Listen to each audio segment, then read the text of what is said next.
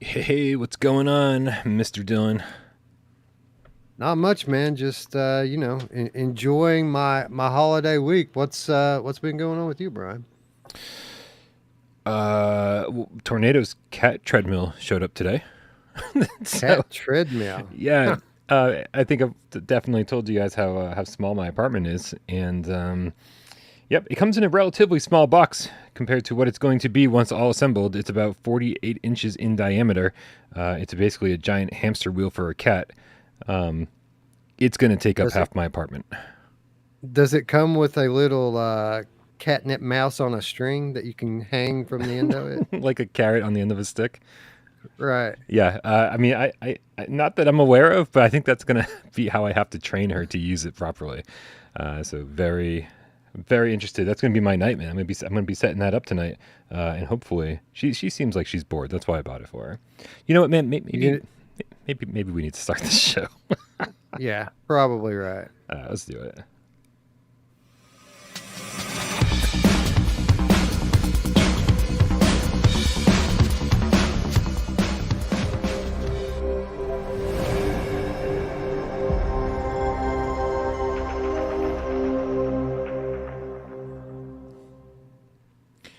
This is PSVR Gamescast Live. We film live every single Monday, Wednesday, almost screwed that up, and Friday, right here on PSVR without parole, 6 p.m. Eastern. We do it live for your pleasure, and sometimes for her pleasure, mostly for my pleasure. Guys, don't forget that if you don't like watching this thing live, if you watch it later, Sci-Fi Gamecat Henry sends me the timestamps, and we add them into the show, so you only have to watch the part that you care about. Come on, though. That's a silly way to watch the show. Also, if you don't like staring at our faces, which I can actually totally understand, don't forget that J Meow uploads this thing to podcast services of your choice. Which ones? I don't know, but it's like all of them.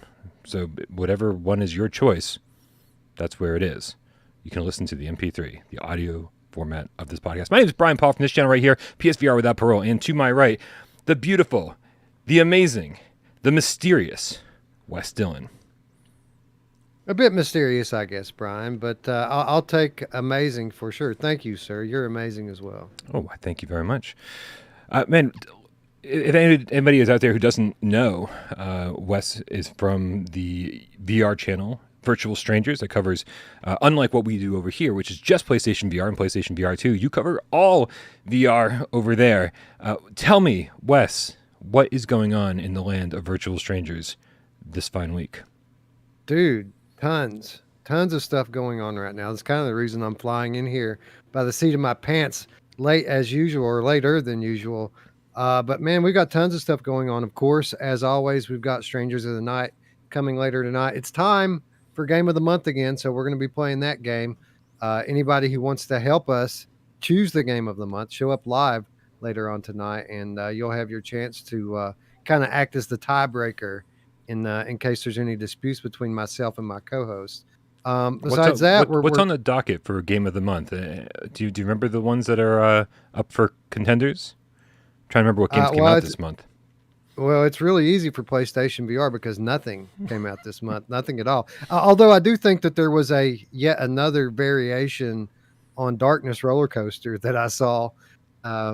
This is true. Lightsaber Edition or something like that. Yeah. So that I guess that would be the default Game of the Month if we were to want to honor that with any such distinction, which we're not. But yeah, man, on Quest had a decent month. Mother Gunship Forge, The Last Clockwinder stick out, but PC really had the strongest month with Green Hell and let's see what else was it. Green Hell versus Beanstalker. So that's kind of going to be the debate on that really falls in. Plus, I mean, there was F122, which I haven't played, so we're going to be leaning on the chat a lot to kind of tell us, does that deserve to trump the other games which we have played, and we're really we had some good stuff out this month. We'll just say that. Nice. A little bit jealous every time an episode of Virtual Strangers comes up and I see all the games that are going to be talked about. I go, what about us? Where's our games, Sony? Our games. Your team's coming. Our games down here. I know. Yeah. We're about to crush it. It's going to be amazing.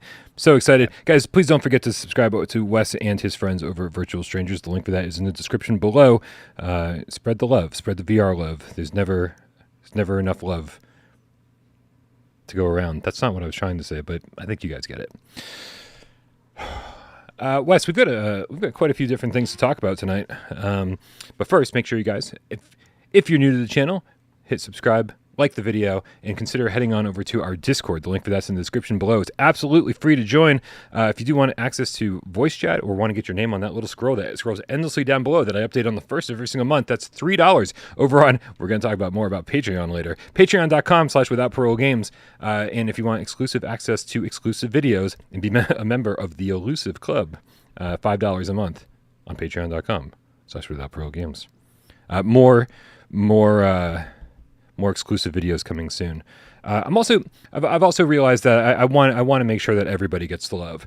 Chairface is asking, where's the love? And I want to make sure that you guys know out there that I have enough love for everybody, and that even the $1 tier deserves some kind of love. You know, people out there giving them $1 a month on Patreon. I want you guys to know that I love you just as much. And so I'm going to be bringing back the litter box, which is, some old school Without Parole stuff. Very, very non-VR related, very non-gaming related usually. It's almost like a real world confessional thing. Probably, just 5-10 minutes, but a little something a week, every week. And hopefully we'll get some of my co-hosts to do some of those as well. Sure, and kudos to you, Brian, for even still having a $1 tier, because what a lot of people don't consider when they subscribe to things like this or contribute is, Patreon takes their piece, or YouTube, or whatever platform you're using, and then the government. I don't know if it's the case for you, but for me, the government took half of everything I made after the platforms took their cut. So to have a dollar tier. What you might get 40 cents out of every dollar that gets donated. I'll tell you this about that. When I'm assuming that you have to do the same thing and call Virtual Strangers a business because you make a certain amount every single year. I've had to call Without Parole a business for the last 3 years, I think, maybe 4. And the government absolutely hates small businesses. They make sure that you will not succeed no matter how hard you try. So if you're out there and you really don't like Without Parole, me or my co-hosts, or what it is that we do over here, don't worry. The government will take us down for you soon enough. For sure. We got a couple tips over here from Waleed, is now a Gamecat, specifically a White Tiger with the Canadian $2 tip, says, Alex for PSVR 2 in exchange for Spider-Man to Steam. Bro, if you want to make these deals, we can make these deals all day long. I'm ready to wheel and deal and get a bunch of fucking shit over on PSVR 2 ASAP. I will give away all the PlayStation 4 exclusives if you want, even the PlayStation 5 exclusives, as long as we get every fucking next-gen VR game over on our platform. Right. I think that the PlayStation camp's going to be in a much more favorable position to make such deals 6 to 9 months from now. I'm sorry, did you say 69 months from now? 69 months from now. That's exactly what I said. Yes. Everybody, 69. Everybody in the chat's getting it on. That was the worst song I've ever written, but look at that. Free. No Patreon required. Nihilist Ryan, the Game Feline with the $5 tip, says 5 loves for your pocket. Baby, I got more than 5 loves in my pocket right now. Oh, you're talking about dollars. I don't have, maybe $1.50 in my pocket at the moment. Thank you very much, Nihilist Ryan. Darth Vader, the Gamecat with the $10, says, I've been playing a lot of Borderlands 3, and it had me thinking, what do you think of the possibility of having that title on PSVR 2? Randy Pitchford said last year, if fans want another VR game. I feel like that was cut off in the middle of the sentence. Mid-thought, ran out of space, just hit enter. Yeah, man, I mean, I don't know about you, Wes, but I think it's kind of a no-brainer. I don't know how well Borderlands 2 VR did on PlayStation VR 1, but I'm assuming as far as VR games sell, it must have done okay. Well, I'm sure it was quite profitable for the developer, as it was a pack-in title for a ton of PSVR bundles. So I'm sure Sony subsidized it quite a bit just by making that deal. But no, it kind of seems like a no-brainer. Certainly, I would consider it toward the top of the list of existing AAA flat games. If we're talking about likelihood to come to VR, that one's got to be up there, right? Yeah, I would say so. and really hoping that they do everything in their power to not do the single player thing this time around. Like Borderlands 2 is so much better multiplayer, and I think that's the one thing that a lot of gamers in general, not just VR gamers, are jumping up and down about, screaming whenever you see developers out there on Twitter or wherever else they are saying, talking about what gamers want. It's always co-op, it's always multiplayer, and so I think we'd be. I think Borderlands 3 would be missing something essential if they didn't get multiplayer in this time around. Yeah, I'd probably be way more into it this time if that was the case. Yeah, and I would say I would doubt that they would have to nerf it on the next gen hardware like they did last gen. So I would certainly expect the multiplayer component to be intact for any next gen VR ports. Twitcher, the single player Gamecat, says Brian's middle name is Snuggles. Who told you that? Did my mom tell you that? Brian Snuggles Paul. Well, then Sorry. I ask, who is Paul, Brian? Oh, I mean, I don't know if there's any Pauls out there that like to be snuggled. Polish Paul? Nope. So suddenly I'm way less interested than I was before. Wes, we had an interesting development today. For all the fans were clamoring, all the PlayStation fans were clamoring. I know this isn't VR related, but it kind of is in a roundabout way. All the PlayStation fans out there have been clamoring for more information about God of War Ragnarok, about a release date. Just tell us anything, Sony. We'll do whatever it takes, even sending you pictures of our dick. Really, just you tell us and we'll do it. Yeah, I mean, anyone not paying attention, that's what happened, and that's really fucking sad, unfortunately. But all the negativity aside, today, PlayStation came out on their PlayStation blog and revealed what people were wondering, what they've been asking about for so long. They came over to the PlayStation blog, posted an article, posted a new CG trailer, and gave us the release date of God of War Ragnarok. What the hell is happening, Wes? Sony is a multi-billion-dollar corporation, and they're giving us news through a little website that they sort of run in somebody's basement. What is going on, Wes? Well, that is a very interesting question with the multifaceted answer. I feel like because this has been kind of the new norm for a while now. Like live events and kind of big media events died a few years ago with Sony, and we want to always kind of correspond that to kind of the state of the world. But it also happens to correspond with the change in leadership at Sony. Like this has kind of been the MO since Jim Ryan and Herman Hulse kind of took the reins and went with it.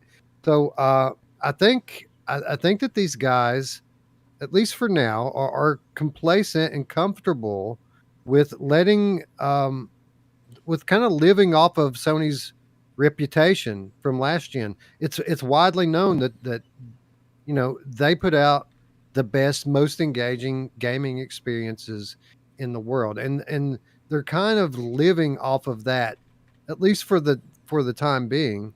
But this is really their MO. This is what they do every time. Blog posts, state of plays. It's 100% digital now, and 100% cheap on in terms of budget. Like that, they don't have to spend much money on this stuff, and I think that's kind of probably the biggest reason why they've decided to go this route. I mean, I get it, right? I get it. It's if you have this outlet and it's actually working for you, then why go further above and beyond what you need to do? If every single, I mean, I can only imagine. I'd love to find the statistics on this. How many video game YouTube channels there are out there? How many video game websites there are out there who cover everything that PlayStation does and says? Like, you could easily have this, $1 million commercial, with tens of $1 million behind it that does this huge ad campaign on television. But are you actually going to get into the homes of any more people by doing it that way, when you know full well that if you publish an article on the PlayStation blog about one of the most anticipated games coming out this year, that every single one of those outlets probably, I mean, when I say hundreds of thousands, it's probably underestimating it by, I don't know, 90%. I'm guessing there's probably 1 million channels out there, some way of that. All these people are going to cover cover it regardless, no matter how Sony goes about announcing it. So they've got this system, and I did check www.similarweb.com. It was something that popped up when I Googled it, and it gave us the information that the PlayStation blog gets 2.4 million visits per month. Now, it doesn't seem to be unique visits, but because I go every single day, every single morning when I wake up, any PlayStation news, because they've trained me, Wes. They've trained me that this is the place where they're going to announce stuff. Do you think they're training people to say this is where to find your news, or do you think they even care because they know important news is going to get out there one way or the other? Yeah, I don't think that they're going to care until it starts to affect their bottom line, and I think they can coast like this for a while probably. And really, there's only a couple of things that could, force them to change. One, obviously, well, I guess all of it really can be categorized as the gaming landscape itself changing, which, this is technology. That is going to happen. And we can see them kind of proactively preparing for that, right? As they move toward or move away from console exclusivity, positioning themselves to be a force on PC and then later cloud-based. So we see them, heading that one off at the pass. But as far as marketing goes, I mean, until we start to see Xbox or some other platform holder really pick up market share, and Sony's ahead by a mile right now. Yeah. They're not going to change anything. The other thing I was going to say that could potentially change this, outside of just the landscape of gaming itself, is the landscape of digital media changing. Like if Meta's metaverse concept becomes more of a realization, and people are spending more times inside, VR, AR devices, then 5 years down the line, 10 years down the line, we could start to see Sony putting together big events again, but again, not in the physical space, but in the digital space rather. Yeah, agreed. And this, I mean, like I said, they've trained me. I think they're starting to train other people. And if other people don't want to go to the PlayStation blog and read articles, then no worries, right? Because your favorite YouTube channel is going to be covering whatever it is that Sony posts, and doing all of Sony's work for them. Which honestly, I don't really see a downside about. It kind of bums me out a little bit, and I'm sure it bums out some God of War fans that this is how the news was delivered, especially since all we got today was this CGI trailer, which is, I mean, who the fuck cares about CGI anymore? Really, we want to see gameplay. We want to see, hey, let's watch. Here's the first 10 minutes of God of War Ragnarok. This is what you tuned in for. Here you go. So I mean, I think we all have to lower our expectations when it comes to the fireworks and the pomp and the circumstance and the sparklers that we all want PlayStation VR 2 to be delivered with. I think we're going to continue to see PlayStation use the PlayStation blog, and especially, I mean, if God of War Ragnarok got this treatment, then I think PlayStation VR 2 will get this treatment as well, because there's technically even a smaller market for that right now, I believe, especially at the launch, during a time that they know they're going to sell out of however many hardware units they make.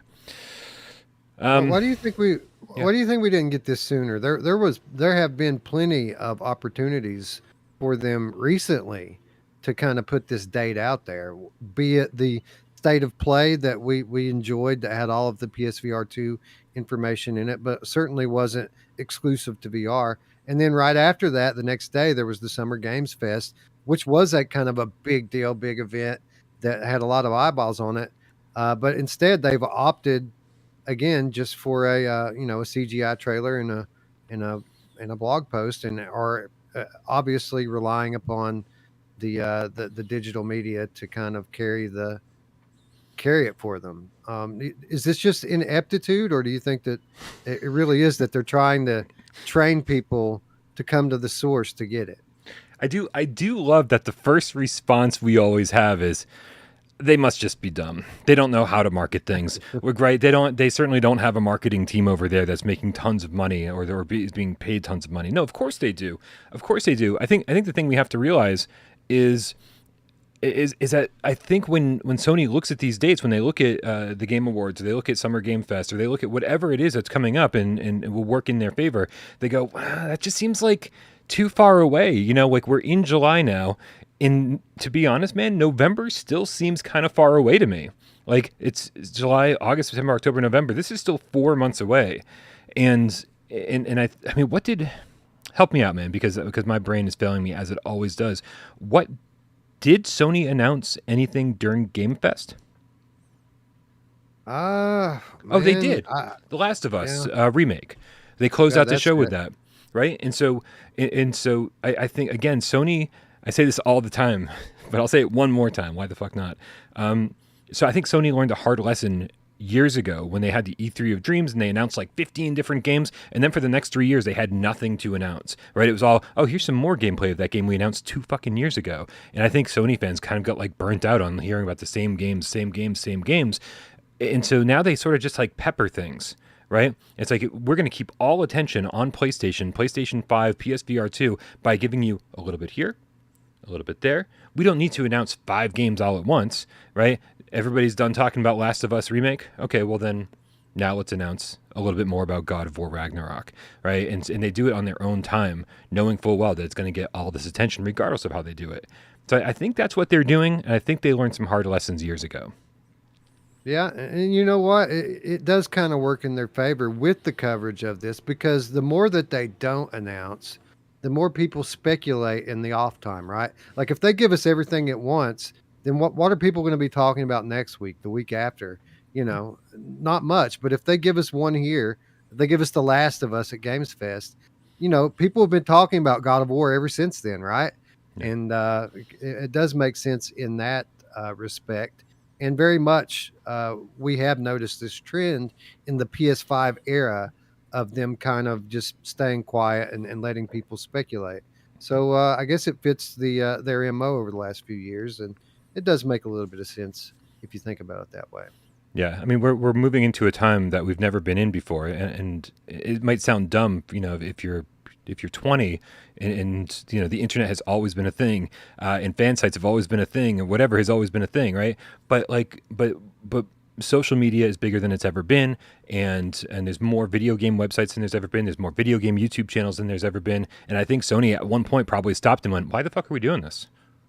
These people can do it for us." And so shit's changing before our eyes. And I think this is one of the most obvious changes that Sony has made. I'm sure there's plenty of less obvious changes that have been made, that we're not even aware of. But this one seems pretty obvious. Hey, Wes, let's knock out a few of these tips. I don't want to get too far away from them, because as soon as I get too far away, I forget to read one, and then I can't sleep at night.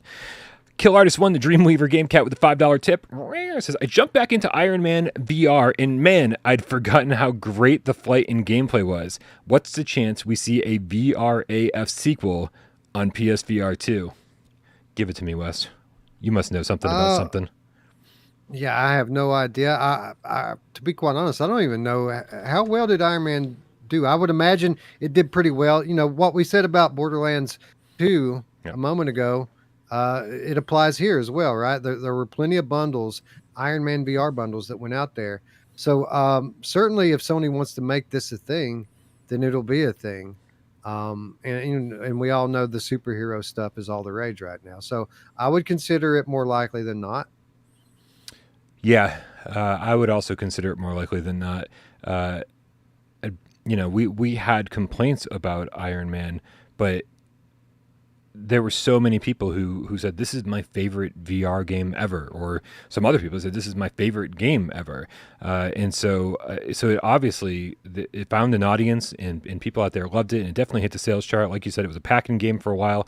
I think it's probably one of their longest running packing games for until recently, and maybe still now. You can go to PlayStation.com and go to their own store, and the version of the PSVR headset that they're selling is the Iron Man bundle with the Move controllers. And this game's been out for a couple of years now, so I would say it probably sold pretty well, even if by default. To answer the other part of your question, Kill Artist, I really hope. Camouflage seems like such a talented team, but they seem like they run into problems a lot and don't have either the team or the time to address these problems, right? They knew about the load times long before the game was done, but they were like, well, without stripping it all down, starting over from scratch, we can't fix this, right? And so it's like, and I would hope that any other team would have done exactly what they needed to do, strip it all down and start over from scratch and rebuild it, like with less intrusive load times. The VRAF elements were terrible in Iron Man.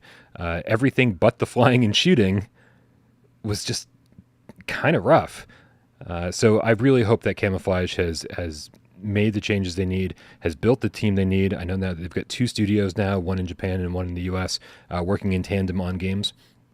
So really, really hope they get another chance to make, I think Iron Man VR was great, but I think they could make something that really, really, really blows us away. Yeah, the best superhero game in VR, in spite of its flaws, which there are many. Agreed. Ali Hembre with the $5 tip says, next summer we might get a showcase or a press conference in VR. Man, I love the optimism, but I can't get behind it. I think we'll be lucky to get a showcase of VR games at some point, or a state of play that's focused on VR. I think that's about the best we can hope for at the moment. Yeah, maybe by the end of the generation, that'll be a thing. Depending upon how much Sony leans into the social side of things. If they revive PlayStation Home as a VR thing and really kind of try to draw people into their digital spaces, maybe toward the end of the generation, we would get some kind of a games showcase in VR, but certainly not anything that's going to happen anytime soon. Yeah, agreed. And we got Wally is now Gamecat, specifically a White Tiger, with the Canadian $5 tip. It says, God of War reveal is likely to troll leakers, with Sony not bowing down to them. The November 9th release date, to me, confirms a September-October Sony showcase, including PSVR 2. That's an excellent point. I guess we didn't really read into what this release date actually means about Sony's next showcase, and I think you might be right on this. I had been hearing for a while that there was going to be some kind of other showcase, some kind of other event showcasing PlayStation VR 2 stuff, but at the same time, I'd heard that there was a lot of misinformation coming out of Sony intentionally in order to track down some leakers. So I think I might have been victim of exactly that. A September-October Sony showcase would be amazing. Right. Well, they've done one annually, pretty much the entire PS5 generation. Last year's was September, so it lines up. Although I'm not sure that God of War would be a huge part of that. I'm sure they'll run a new trailer or something. But beyond that, I would expect like a God of War focused state of play. That's typically what they do with their big flat releases. Is they'll give them a 20-minute, 25-minute focused state of play with tons of gameplay and that sort of thing. Agreed. Wes, I think we need to move on to our next news story, the big story of the day, and that is, I don't know how surprised some people are about this or what people's reactions are, but I can't wait to see the comments right now because The Verge reported today that the Grand Theft Auto 5 modder we just wrote about, so if you've been following The Verge, you already know who this guy is, has been slapped with a DMCA takedown. Subtitles saying, Take-Two and Rockstar lawyers don't appreciate his VR ports. Interesting. All right, let's blast through this article here. This is written by Scott Hollister, again, over at The Verge, and he writes, last Friday we introduced you to Luke Ross, a modder who now makes $20,000 a month on Patreon. I think this is super important that we keep an eye on that number and the fact that he's making a shit ton of money off of this, Wes, when we talk about this. He's making $20,000 a month on Patreon, bringing big games like Grand Theft Auto 5 and Red Dead Redemption 2 to virtual reality. But the publisher of those games, Take-Two Interactive, was apparently not amused, and Patreon is now threatening to suspend his account unless he plays ball with a DMCA takedown. What does Take-Two want him to do? That's actually not clear, but it's looking like Ross will be forced to remove his VR mods anyhow. Listen, what is your experience, Wes? Before we move on in this article, what is your experience with mods, with VR mods, and what do you? And here's why I'm asking you this before we even really get started in this article, because I'm such a console gamer. And whenever I dabble in PC, I just play the game as is. I don't fuck with mods. And I always hear about people saying, "Oh, you got to play Skyrim with this mod," or you got to, oh, the modding community is great with Beat Saber, custom tracks and blah blah, this and that, whatever. And I just play games as is. That's me. I don't experiment with this stuff. So, what is your history with all of this? Well, my history with VR modding is actually relatively recent. I've always known that this is kind of a possibility for me since I became a PC gamer, but it never was something that I typically wanted to get into because, like you, I at heart am a console gamer and just want to turn the game on and play. I've never been much for wanting to tweak things or even settings. Like I don't even really want to play in the settings all that much. I just kind of have to, if I want smooth turning and full locomotion. But but more recently, as Quest has kind of become the dominant force in the VR market, we've had less and less high fidelity, high budget VR games. Before Quest, Oculus was funding PC VR games, and there was some really nice stuff. And beyond that, we all know what Gen 1 PSVR brought us. But as time has gone on over the last year, I've gotten more and more into modding because, of my appetite for AAA VR. Right. Now, a lot of these like peripheral mods and stuff, like you're talking about Skyrim mods and Fallout mods, Beat Saber mods, I haven't really dabbled in all of that stuff all that much. But the mods that bring games that are not VR games into VR games, I've actually dealt with quite a lot over the past few months. And most of them, I'm happy to say, there's really not all that much tweaking involved. Most of them Nice. typically involve copying and pasting one file, and then the thing just works in VR typically. Nice. Well, let's get further into this article and see what else we can extract from it. Here's a copy of the message Ross says he received from Patreon on Wednesday morning, as provided to The Verge. Hello, my name is Richard, and I'm contacting you from Patreon Trust and Safety Team. We recently received a copyright claim for works you are making available on Patreon, specifically the claim that comes from Take-Two Interactive Software, the parent company of Rockstar Games and 2K Games, who own the rights to Grand Theft Auto, Red Dead Redemption 2, and Mafia Definitive Edition, being utilized in your posts on Patreon. We ask that you remove all copyrighted works from your Patreon page. If you are unable to remove these works in a timely manner, or we have trouble determining the extent of the potential infringement on your page, we may suspend your account on the post in question until all claimed materials have been removed. Boring. Please note that even if in the event that you file a counter notice, you will still need to remove the claimed content from your page. Thank you in advance for your understanding. Blah, blah, blah, blah, blah, blah. Okay. Let's dive into this before we continue on in the article. All of the mods that you've used so far, Wes, free or paid? Everything from Luke Ross is technically paid.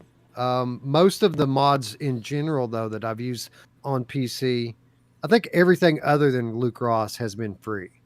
Luke Ross is the only one who puts anything behind a paywall. And for what it's worth, you don't have to pay for them. Like people will share them with you pretty freely. That they don't make it difficult for this to occur. But most people know this and pay anyway because they're so grateful for the service that Luke Ross provides. Yeah, this is where I start getting very concerned.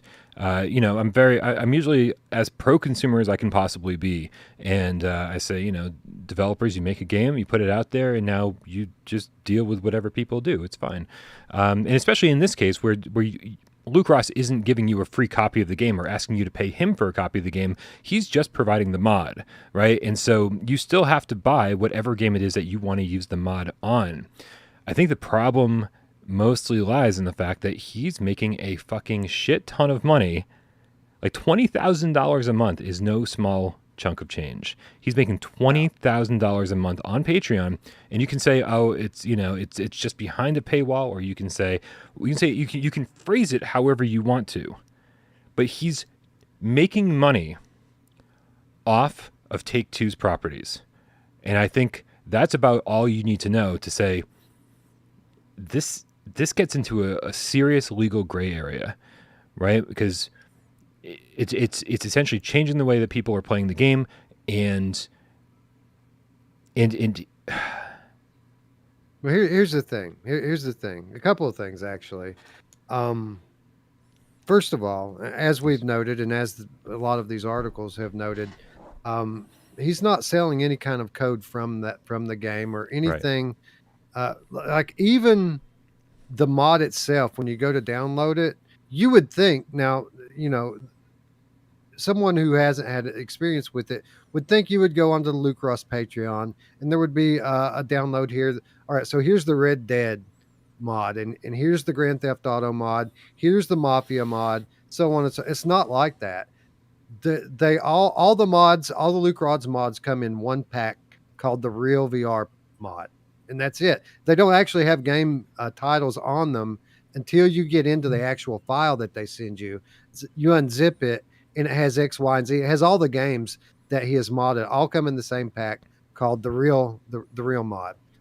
So literally all of the references to the games themselves are in the description and the text posts that he has put up on Patreon. The other thing we need to consider is that all of these other guys who aren't putting their mods behind the paywall are also making most of their money from Patreon. They're just not making it a requirement. So I would wonder, couldn't Luke Ross just as easily, put these mods out there for free on GitHub or some other source, and then just have his Patreon as a optional thing like most of the other guys do? I would wager that he would probably not lose more than 5% tops of his donations, because again, people are donating because they want to. It's not because they have to.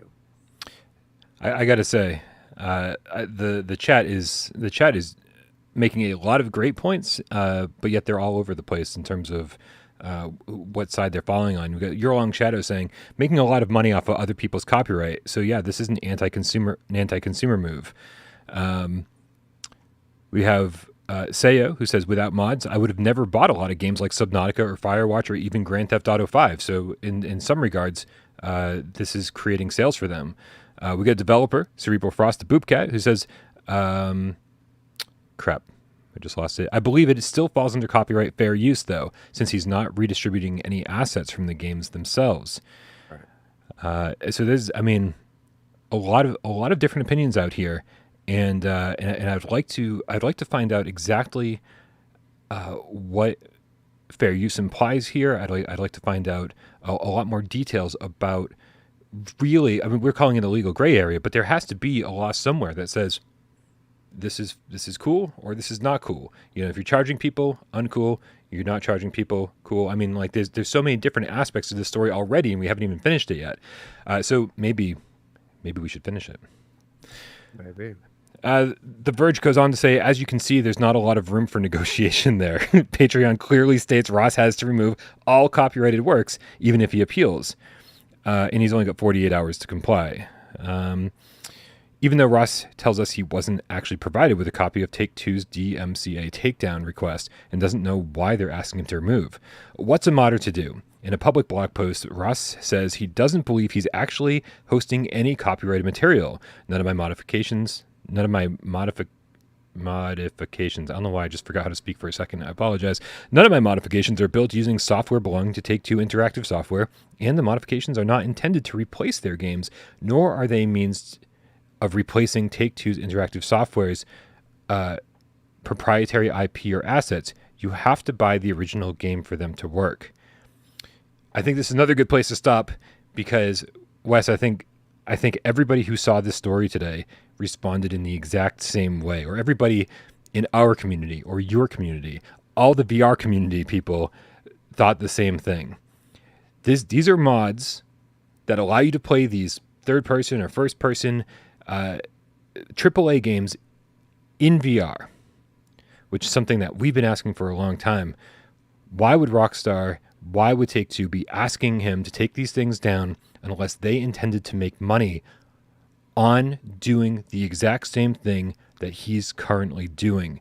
I highly doubt that Take-Two would put out a patch or an update knowing their history with Grand Theft Auto 5 and how many times they've re-released this sucker. I highly doubt they're giving anybody a free update to play these games in VR. Instead, I think it points to, and I'm going to guarantee that you agree with me on this, it points to Take-Two has plans to bring some of their IPs into VR. And I think the first logical move, I've said this for years now, would be to bring Grand Theft Auto 5 into first-person VR for PlayStation VR 2, and allowing people to play this ahead of time for maybe not free, but without paying Take-Two anything. Suddenly, this feels like more like theft than it did before. Don't you agree? Well, I mean, I can certainly see the point. I mean, until we saw the trailer for Resident Evil Village VR, most people that are multi-platform VR gamers, such as myself, really weren't too bothered by the idea that Village might be coming to PSVR 2, because the mod is so good, right? The mod's already very, very good and plays like a native VR game. Now, if you're a Resident Evil fan, of course, like I am, you notice the advantages to the upcoming PSVR 2 version of the game, and you want to hold off for that. But yeah, I mean, look at Doom 3, right? Like when Doom 3 came out on PSVR, it had about this much impact. And the reason why is because everyone in the world else in the world has been playing this game for years in VR because of the mods. Mm-hmm. So I certainly can see that side of it. Like we could see where, while it is true that what Luke Ross is doing is selling copies of the game for the IP holder, certainly if they plan to do their own VR versions of these games at a later date, his mods, or in theory someone else's mods, anyone's mods of these games could hurt demand 2-3 years down the line. So I see you definitely have a point from that aspect, that side of things. But again, with that said, I've bought probably 10 or so AAA VR games over the course of the last year, and all of them were just so that I can mod them and play them in VR. I wouldn't have bought them otherwise. Yeah, understandable. And there's so many different avenues we can go down in response to what you just said. I'm guessing that most of the mods that you bought, or most of the games that you bought, why do I keep saying you bought mods? I'm trying to say most of the games that you bought so that you could mod, that's it. I'm guessing you probably got them when they were on sale, right? But maybe you got a $60 game for $20 or $10 or $5, or whenever Steam does their, hey, this is only $1.50 for this game that everyone else paid $70 for 5 years ago, right? Whereas that's not what Rockstar wants to do. Rockstar doesn't want you to buy a $1.50 game or $10 game when they're going to resell it to you with VR support for $60 or $70. And so they may be generating sales. The modders might be generating sales for their older games, but they are certainly not taking in the amount of money that they should be for the brand new, as they're going to call it, version of the game with VR support. So again, there's just so many different avenues we can take about this, and I can see it from all sorts of different perspectives. And thank you everybody in the chat for giving your opinions on this, because this is. I can actually see both sides of this pretty clearly, and I feel terrible for Luke, because especially if he's making a living on this. I mean, a really good living. Can we just reiterate? Wouldn't $20,000 a month? This is amazing. Is he doing other stuff? Like, is this like incorporated into his OnlyFans or something? Because like, I mean, like really, like $20,000 a month for making mods, and I'm glad he's making money on it. But holy crap, man! It's like I'm doing something horribly wrong over here. We should probably finish this article. So what do you think? Sure. Go ahead. Did you have? Did you? I No, interrupted you. I was going to first of all agree with you. I'd gotten every one of those games on sale, with the exception of Elden Ring, which is a new game, and I paid full price for that one. Again, a Lucross mod. Um, the only other couple points I wanted to make was, first of all, there are some very easy ways for Lucross to get around this. He could just take any mention of all of these Take-Two games off of his Patreon page, keep them in the mod as the real mod, and people will know where to look for them. And there are other ways to kind of get it out there as he adds new games into the real mod. He doesn't have to put that up on his Patreon. People will just know. True. I had another point, but I forgot it, so I'll just let you go ahead and finish the article. Yeah, I think there's a couple more good points here, and if you do remember what you're going to say, just stop me. Sure. What's a modder to do? In a public blog post, Ross says he doesn't believe he's actually hosting any copyrighted material. I feel like we just read this already, did we? Yeah, you have to buy the original game to make them work, but their just mods argument hasn't stopped Take-Two before. There have been wave after wave of GTA 5 modding crackdowns, and the companies even filed a lawsuit when a DMCA takedown wasn't scary enough. Take-Two CEO Strauss Zelnick even defended the company's behavior in a 2021 earnings call, trying to explain that Take-Two doesn't necessarily hate mods. He says, that said, if the economy is threatened or if there's bad behavior, we know how to define that. Then we would issue a takedown notice, he said. Back then, it seemed like a mod crackdown was clearing the way for remastered Grand Theft Auto games. We haven't heard about an official GTA 5 VR mode. Okay, officially not able to speak anymore. But it is true that San Andreas is coming to VR. Excellent point. It's possible Take-Two believes Ross's mods will dry out demand for official VR titles. Take-Two has also filed lawsuits against mods that enable cheaters, which obviously is a little less controversial. Take-Two didn't respond to our request for comment. I remember what it was I was going to say, Brian. Excellent. And I don't know how pertinent this is. While I see the point that modding in general, VR modding in general, can impact the potential demand for future VR ports. Again, the examples I've already given are clear evidence of that. Yeah. Luke Ross is probably the worst example for that, because out of all the VR mods that I've tried, Luke Ross's mods are probably the worst. Like, they're not very good. This guy, that was unexpected.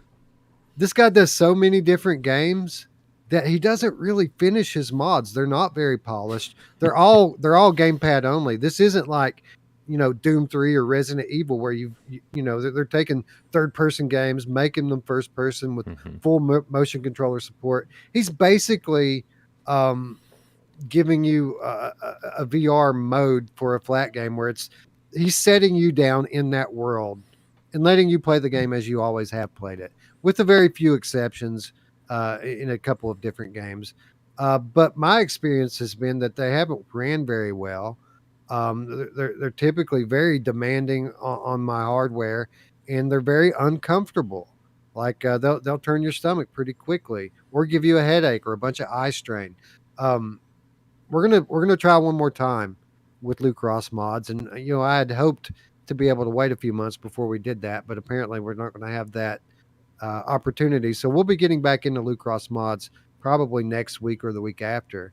But my experience thus far has not been good with Luke Ross mods. They're barely playable at best. So I don't think they're going that specifically these mods are going to affect demand all that much going forward. If we have a full-fledged, polished, full VRAF version of these games coming out, people are going to buy them regardless.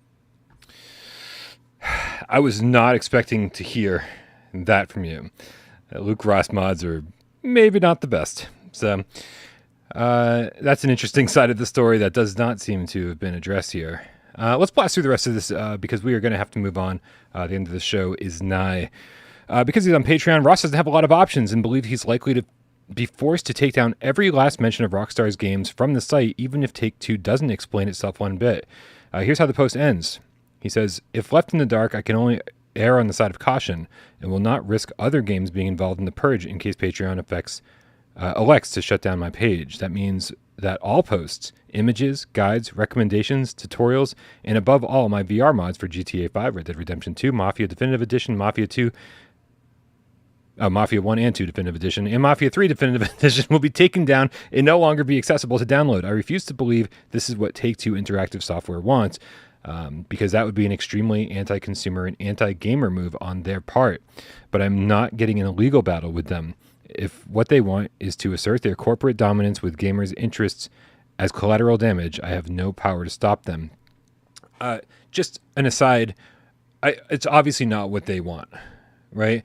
They're not, it seems a little silly to say it's anti-consumer because I'm going to assume that they want me to take down my recommendations of their games, my tutorials, my let's plays of their games, right? But I do understand. I do understand his stance. So I think all the headlines are a little bit misleading. Luke Ross isn't saying this is anti-consumer. He's saying if this is what they want, it's anti-consumer, but it's obviously not what they want. They want to take down the VR mods. So, but yeah, Patreon needs to clarify with him. Take-Two needs to clarify with him. Unfortunately, it doesn't sound like the lines of communication are as open as they need to be.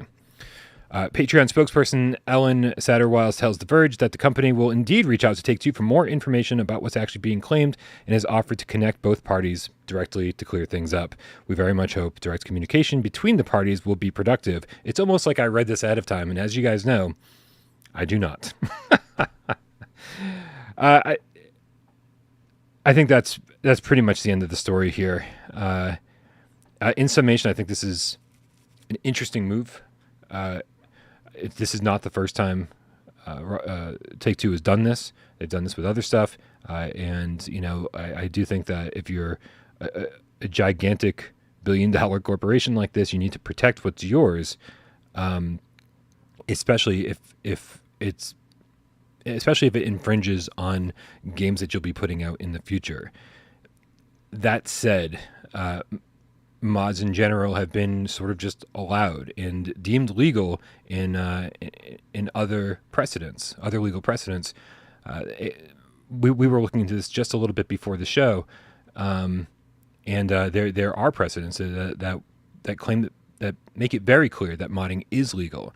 But mods, the term mod is a very vague term, and I think that maybe the legalities need to be more descriptive and need to be and they need to document what's allowed and what's not, and that way there's way less danger of this happening again in the future, because I'm sure that Luke Ross would not be spending all of his time making this stuff if he thought that any of this would have happened, or hopefully. Yeah, that's really the worst part out of all of this is that really this could lead to some kind of a legal ruling or legal precedent being set.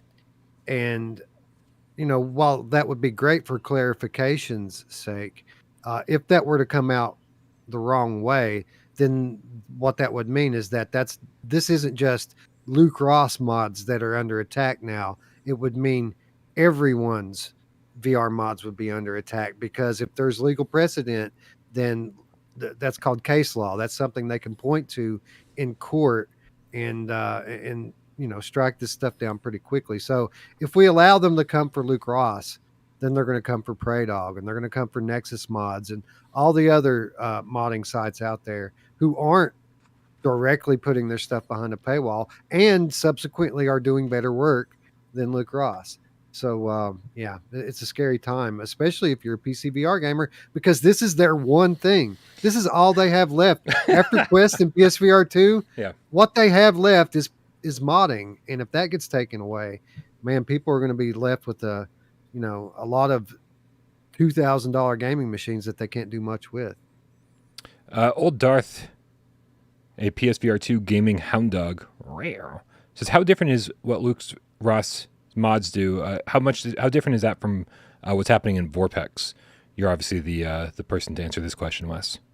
Well, they're technically doing the same thing, although in some ways they're doing a better job of it. Now Vorpex is a great tool if you want to play some of your or a lot of your favorite last gen or games from 2 gens ago, um, flat games on a screen in 3D.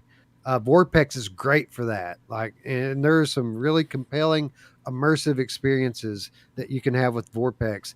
It's 100% worth the $40 price tag or whatever it is that they put on it. It's easy to use and it has some good results if you use it in the right way. Now, if you're trying to use Vorpex as a means for a full VR mod, basically it's trying to do the same thing Luke Ross is doing, only Luke Ross does it better because the way Vorpex achieves head tracking and head movement is by um kind of tethering that information, that tracking information, to the mouse movement functionality that is baked into the game. So what you get is your head movements equate to mouse movements as far as the game is concerned, and it's not perfect. It feels weird. That's the reason why I don't really like doing full VR mods in Vorpex. The head movement feels weird because really you're just using your head to move the mouse, like an accessibility feature for a quadriplegic or something.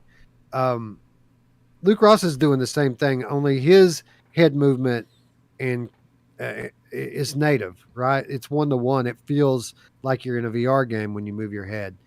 But essentially, they're doing the same thing. I would call the performance a little bit better on the Vorpex side and the implementation of the movement a little bit better on the Luke Ross side. Thank you, Wes. I appreciate your technical expertise in this situation. Hey, all the cats out there who saw the thumbnail or the title of this video, maybe not the title, probably just the thumbnail, you might be wondering the amazing thing that one Gamecat did. Segue into our next story. And that is that at some point I kind of put it out there to the community and said, man, how amazing would it be if we had some sort of database on every single game of PSVR 20 questions that we ever played? And as it turns out, well, holy crap, man, Looper the Gamecat was up to the task and has been spending quite a bit of time doing exactly that. You can see here, he has a Google Docs link that you can find if you join our Discord. Again, Discord link is in the description below.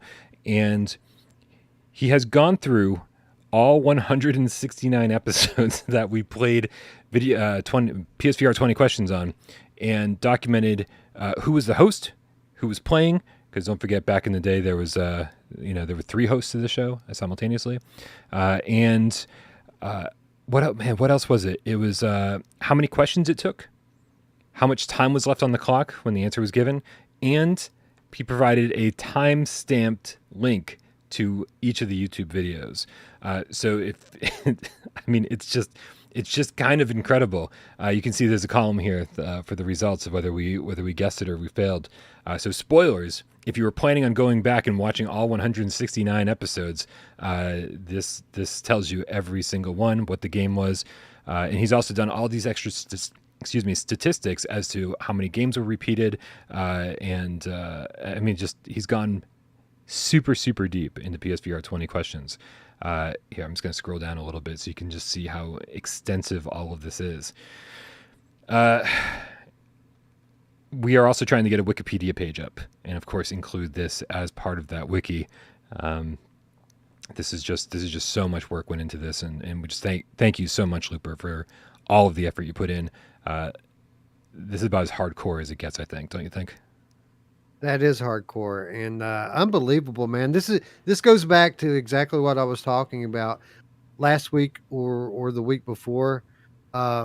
Your community, man. The Gamecats are amazing. It's like you just put it out there, man. It'd be nice if we had this, and then somebody dedicates a solid week without sleep to making it a reality. This is amazing. And kudos. You said Looper did this? Looper the Gamecat. Absolutely. Kudos to Looper, and thank you to all of you who make this community as awesome as it is. You guys are amazing.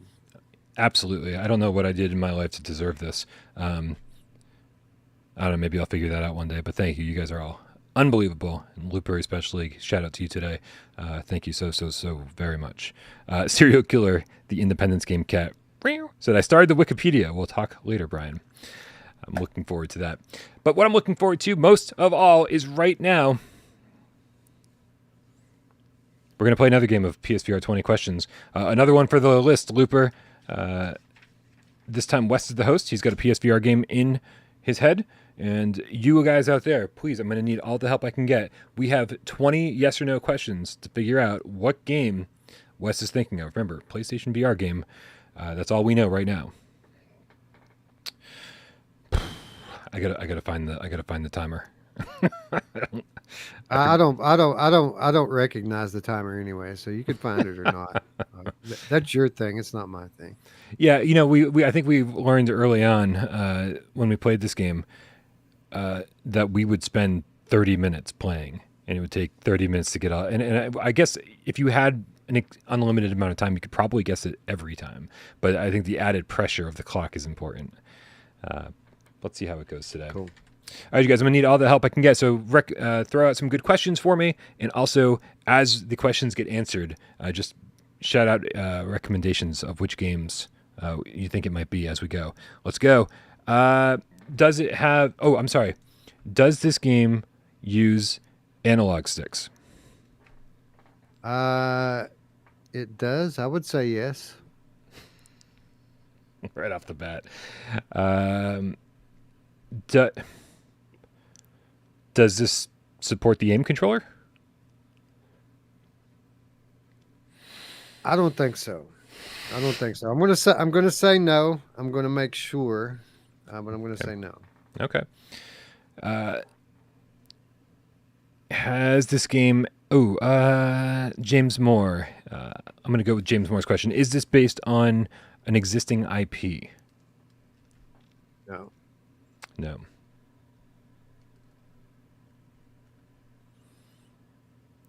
Is it...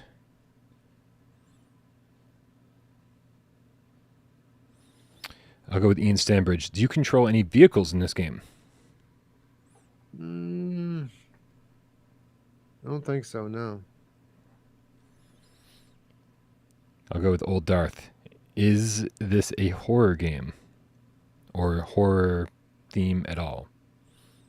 No, that's 5. And according to this list from GMW3, fairly recent list, this game does not support aim controller. Okay.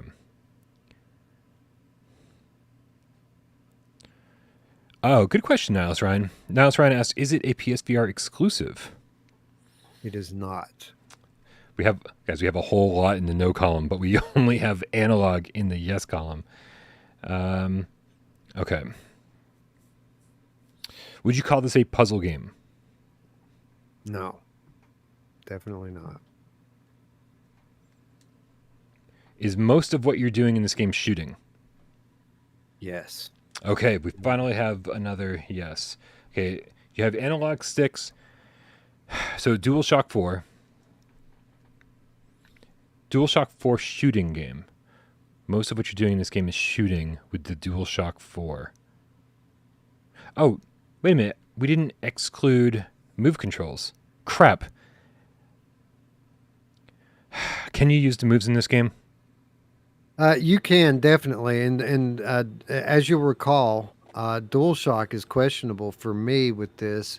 I'm only going by what the PlayStation Store told me. DualShock 4 vibration is listed as a feature, so I assume that you can. Oh, wait a minute, no, you definitely can use DualShock on this. Now that I think about it, yes, DualShock and Move controller supported here. No aim. Interesting. Okay. Is this a wave shooter? No. And that's 9, I want to say. I like that you're not keeping track very well because I feel like I might get an extra question. Has this developer made other PSVR games? Yes. That's 10.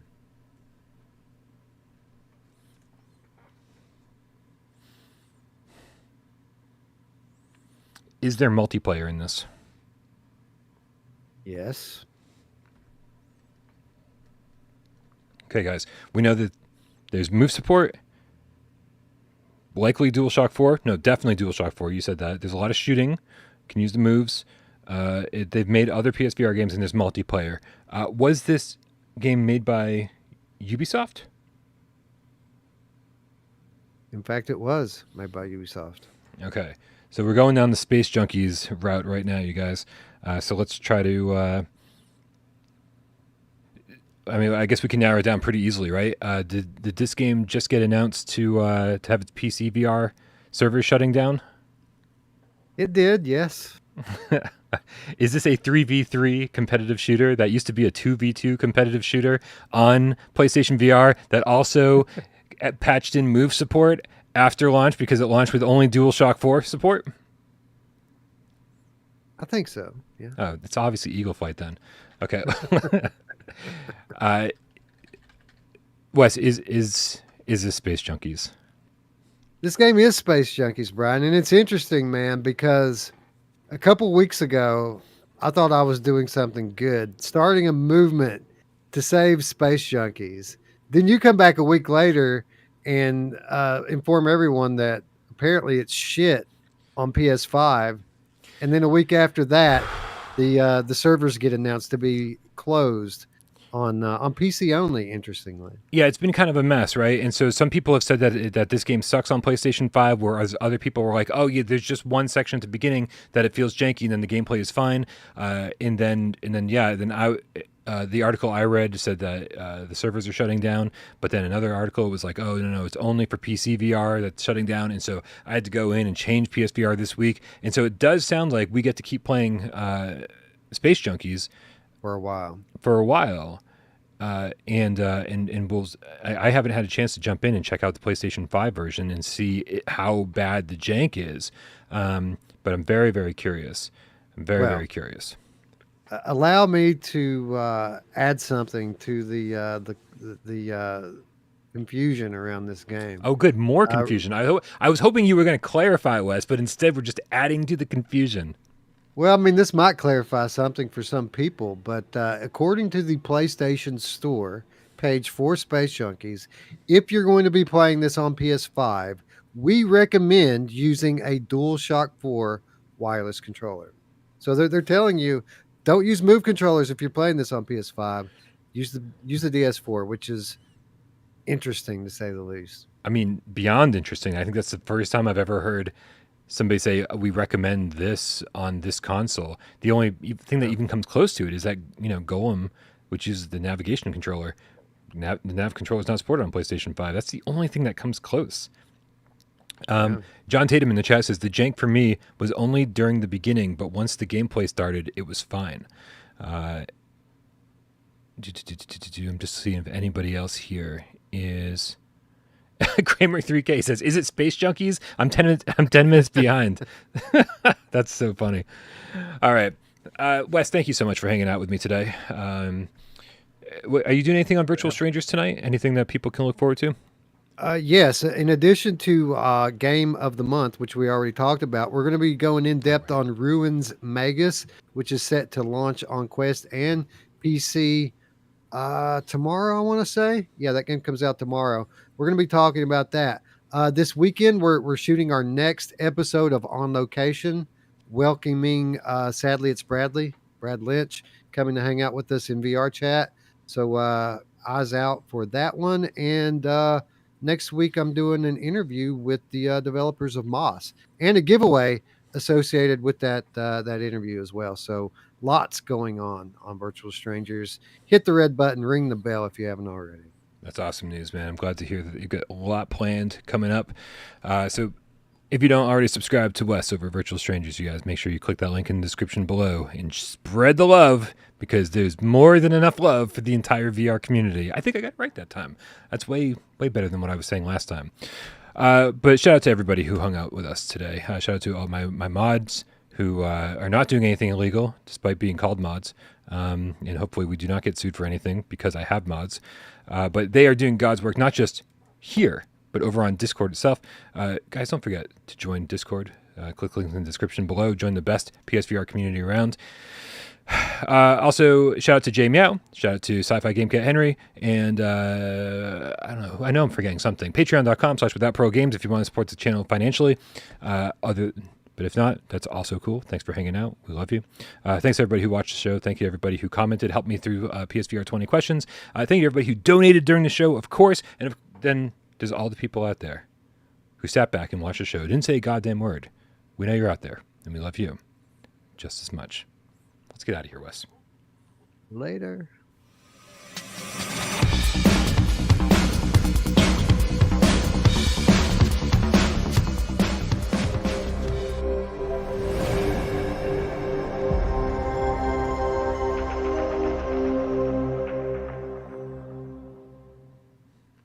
Dude, Ian Stanbridge in the chat says, I just found out that if you plug a Game Boy Advance into a GameCube playing Billy Hatcher and the Giant Egg, you get to play lots of old Sega games. My mind is blown. Jesus. I mean, I knew there was something more important we should have been doing today instead of doing GamesCast Live. And apparently the answer to that question was we should have been playing Billy Hatcher and the Giant Egg on GameCube. Apparently, I'd seen something in my YouTube feed yesterday about playing Game Boy games on GameCube, and I just assumed that it was some kind of a new peripheral or add-on for GameCube. I didn't know you could actually plug your Game Boy into the GameCube. That's crazy. Yeah. Oh man, that was a huge connectivity was the future, according to Nintendo back in the day. And then, but what they didn't realize was they were just one day just going to fuse their handheld into their home system to make it the ultimate in connectivity. It's not just connected; it's the same thing. We've got to love the Switch. Absolutely. Everyone loves the Switch. Hell yeah. Ooh, Braxpro says, do I smell it without Parole retro stream? Yes. Dude, I've been playing so much retro stuff recently. Guys, go subscribe to my retro channel. The link's in the description below, and we'll do something soon, at the absolute latest this weekend. How about that? We'll do something. We'll stream something. I don't know what's going to be. Nice. Yeah. I got to go subscribe to that one. No, you don't. Not really. It's not that good. That guy over there, he's just getting started. He has no idea what he's doing. All right, dude, let's get out of here. Later.